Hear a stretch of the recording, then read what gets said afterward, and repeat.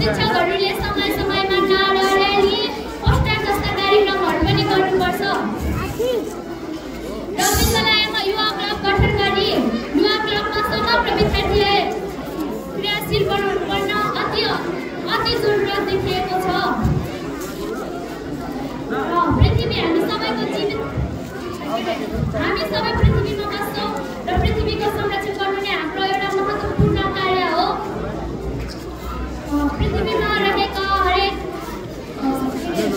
जनावर वनस्पति र अरूको पनि संरक्षण गर्न हाम्रो दायित्व र कर्तव्य हो।